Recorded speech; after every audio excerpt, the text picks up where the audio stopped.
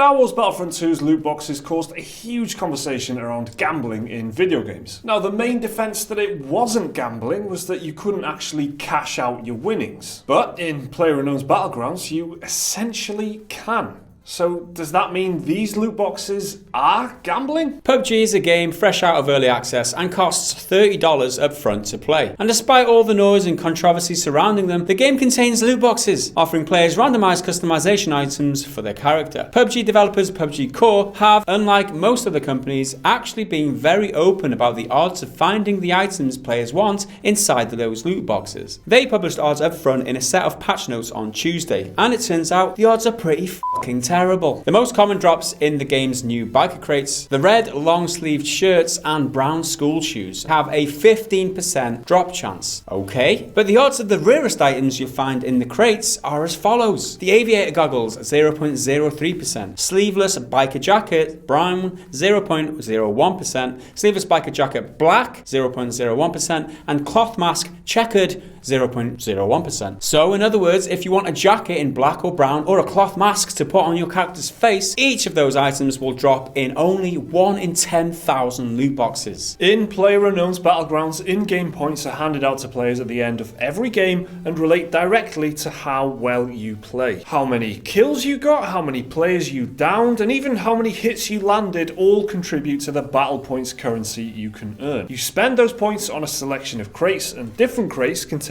different gear for your character. Now, PUBG Corps has actually put a limit on the number of loot boxes any player can open of 6 loot boxes per player per week. And say you're hoping to get one of the new Desperado or Biker crates, well, there's only a 40% chance you'll actually get one of them to open in the first place. So of the 6 crates you get to open each week, you can expect about 2.4 of them to be Biker crates and 2.4 of them to be Desperado crates. So with all that in consideration, it means it would take you 4,100 weeks to open the 10,000 crates it would take you to get that checkered cloth mask you so desperately want. That is 80 years. So these are the figures for the biker boxes, which are free to earn and open in game without players spending a penny. In an article pointing all this out, Ars Technica said, quote, "Those extreme rarities would already imply a nigh impossible grind for completionists who want to earn every item in the game on their own. But what makes the odds even worse is PUBG's hard limit of 6 crate purchases a week. As for the other new loot box type, the Desperado box, players must pay $2.50 to unlock it after they've bought the box with virtual in-game currency. The rarest item in these boxes will show up 0.16% of the time, or 1 in every 625 crates. For the Desperado boxes, which you pay for with real cash, remember, it would take 5 years of buying the minimum number of crates each week to the tune of $1,562.50 before you got your first leopard cloth face mask. Oh, and by the way, you'd also have to earn almost 90 million in-game currency to buy all those biker boxes, but as Ars Technica brilliantly pointed out, you do have 8 years to do it in. That's not 18 or 8, said weirdly. 80 years to unlock it, get a cloth mask or whatever. The point is, this takes a very long time. These items are incredibly rare to get, and your chances of even getting the right box that you want is been cut down because you only have a certain amount of crates that you can open each week, and then there's a percentage chance of getting the right crate that you want out of each one of them 6 boxes. So it's quite a complicated situation, and it's designed that way very deliberately. Very difficult to get the thing that you want. Just remember that. So why are the odds of getting these items so unbelievably low? Well, in an earlier version of the game's FAQ, the developer had written this, quote, "The reason crates get more expensive the more you buy is to enforce a soft limit on the number of crates you can buy a week. This creates an economy based on our skins. Limiting the number of crates you can obtain a week is important to make sure there is rarity within items so there's value in the marketplace." So there is some evidence there of the developer artificially trying to inflate the market value of the items found inside the game's loot boxes. And this is the point.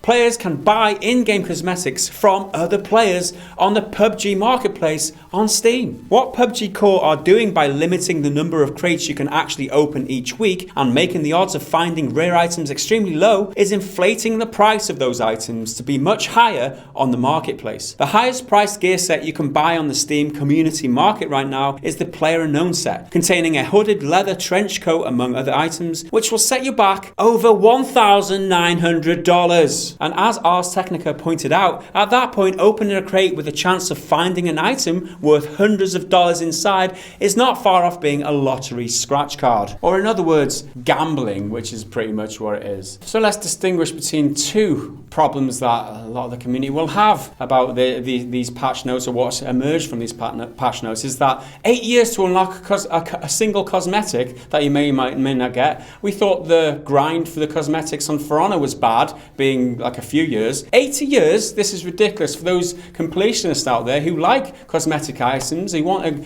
gain as much as possible. This is impossible, this is ridiculous. I'm sure a lot of you are already chomping out their bit waiting to get stuck into that one. Now, the second issue is that, is this not gambling? It looks a lot like gambling. You can imagine somebody buying a £2 or $2.50 crate and opening a box, looking to get something out of it that is worth hundreds, if not thousands of dollars. And they could cash that out instantly on Steam. That was the problem why it wasn't gambling in Battlefront, right? Because you couldn't cash it out. It's not gambling because it's not real world value, as they said. This is real world value. You can buy a crate or unlock a crate right now that's worth a lot of money and cash out straight away.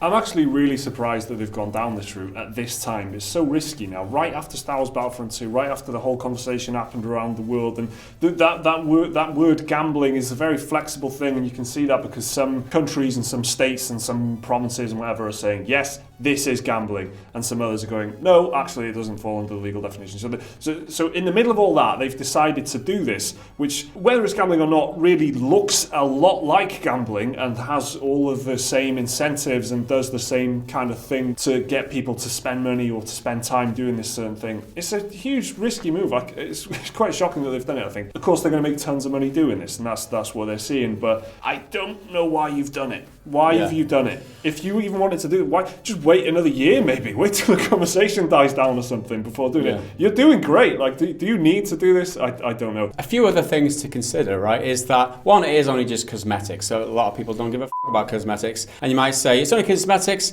it's not gambling, but it's still, if it has value, which it does, and the other thing is, they said themselves, they're artificially inflating the value of these items. I mean, they're shooting themselves in the foot by saying that, and you can see that. That's a quote from like FAQ on there. It has been taken down since they did remove that, but that was there. That's been reported multiple times now. So. And the last thing to note is that you can only open 6 crates per week, right? So they can't cash in on those big whales. So as a kind of a little bit of a defense, like, oh, we're not going to cash in on these whales, we're going to dump loads of money in, and it is only cosmetics, so it's not going to affect gameplay. It's still gambling. You can still see kids who will play this game, like 10-year-olds, 12-year-olds, get $2.50 or whatever, open a crate, and with a chance of being excited, oh, I might win one of those like leopard skin, like cloth masks or whatever. And if they do, they can instantly cash that out for $1,500. I mean, how is that not gambling? This is wrong. It should be. I haven't got the words. It should be just gone. Don't do it. Don't do it. Just stop doing it. It's bullshit.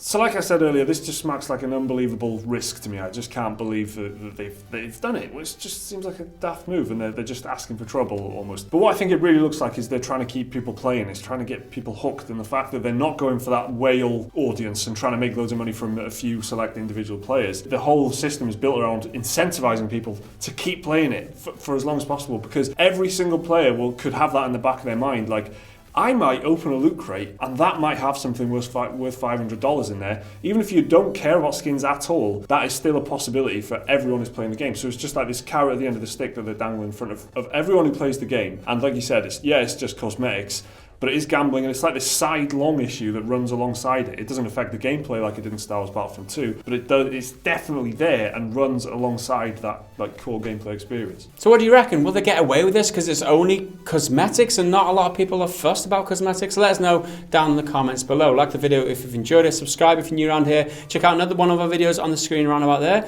Support us on Patreon if you're awesome. We'll see you again in the next video. Bye for now.